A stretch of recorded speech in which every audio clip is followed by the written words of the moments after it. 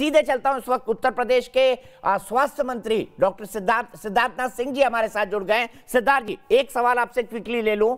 उत्तर प्रदेश की अगर जनसंख्या की बात की जाए तो जनसंख्या के हिसाब से ये दुनिया का छठा सबसे बड़ा राज्य है। मैं आपसे जानना चाहता हूं, फिर भी अभी रेड फ्लैग उत्तर प्रदेश के अंदर नहीं हुआ है, क्या प्रिकॉशंस लिए आपने, किस हिसाब से आपने स्ट्रैटेजी बनाई? क्योंकि इतनी बड़ी आबादी को संभालना मेरे ख्याल से अपने आप में एक बहुत बड़ा अपील टास्क होगा। दीपक जी, पहले तो आपको एक करेक्शन कर दूं, मैं स्वास्थ्य मंत्री अब नहीं हूं, 1 साल हो गए। मैं अब चलिए सरकार के प्रवक्ता, माफ कीजिएगा, निर्यात और अन्य, मगर जब भी प्रवक्ता हूं सरकार का, इसलिए मैं उस आधार पे आपके बीच में अपने जरूर रखूंगा जो आपने प्रश्न पूछा है। नहीं, देखिए, हम लोगों ने डे 1 से बहुत इसके अंदर अन्य जो विभाग हैं, 11 विभागों को एक साथ हम लोग ने उसको एक एक्टिव बॉडी बनाई, जो मुख्यमंत्री जी उसका संचालन कर रहे हैं, और उनकी प्रतिदिन उसका एक मॉनिटरिंग एक टीम बनाई गई।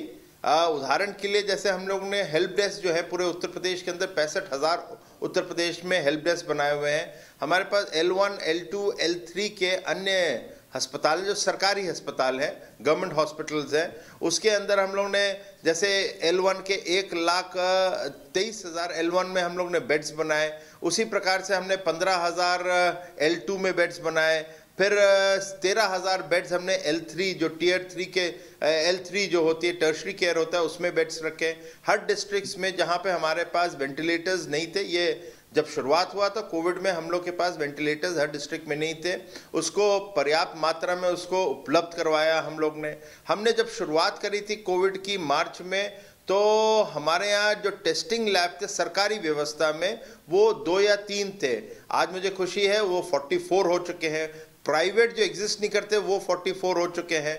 तो इस प्रकार से अन्य चीज़ें हम लोग ने करी, मगर इसके पीछे एक बहुत बड़ा एक और हमारे जो आज एक प्रकार से सक्सेस स्टोरी जो उत्तर प्रदेश की कही जाती है, उसके पीछे एक और कारण भी है। 2017 के अंदर जब हमारी सरकार आई थी तो आपको याद होगा ये गोरखपुर के विषय में बड़ी चीज़ें न्यूज़ में आती थी, बच्चों की जेई और एईएस के कारण जो मृत्यु होती थी वो 40 साल से हो रही है।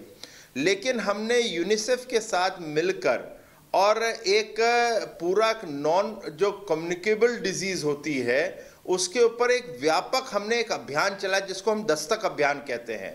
वो जो हम लोगों ने ट्रेनिंग जिसमें करी, जिसमें पैरामेडिकल स्टाफ जो है 1 लाख के ऊपर उस पर ट्रेन करें, उसके अंदर 700 से 800 डॉक्टर्स ट्रेन करें, वो आज हमें बहुत उसका लाभ मिल रहा है। और इसीलिए उत्तर प्रदेश की 24 करोड़ की जनसंख्या है, मगर हम लोगों का जो रिकवरी रेट है वो 94% पे चला गया है। अभी हम लोग बहुत नीचे दर पे हैं, लगभग 2-2.5 हज़ार हम लोग के, जब सेकेंड वेव भी आई है तो हमारे रोज के पेशेंट्स आ रहे हैं। मृत्यु दर जो है वो 30-35 की है प्रतिदिन। तो ये बहुत चीज़ें हम लोग को उसकी सफलता के कारण भी है, मगर एक्टिव पार्टिसिपेशन। कुछ राज्य जो अच्छा कर रहे हैं, मैं उदाहरण देता हूँ, केरल ने एक स्टार्ट में किया तो उसकी बड़ी चर्चा मीडिया में होती है, तो हमने कहा नहीं हम इसको स्टडी करेंगे। उसके अंदर कुछ अच्छे भी बिंदु थे, वो बिंदुओं को हमने पकड़ा, मगर उसमें हम लोग ने बहुत सुधार किया। अब दूसरे राज्य भी इसको ले सकते हैं। तो इस प्रकार की जो चीज़ें हैं उत्तर प्रदेश ने करी, मगर मुख्यमंत्री जी ने इसमें कहा है जब तक कि वैक्सीन नहीं आती कंधे इस पे लड़ाई में झुक नहीं सकते, कमर आपकी कसी की कसी रहनी चाहिए। आज भी हम सब लोग मिलकर इसमें ये कार्य कर रहे हैं। बहुत बहुत शुक्रिया सिद्धार्थनाथ सिंह जी, आप हमसे जुड़े, आपने उत्तर प्रदेश का पर्सपेक्टिव बनाया।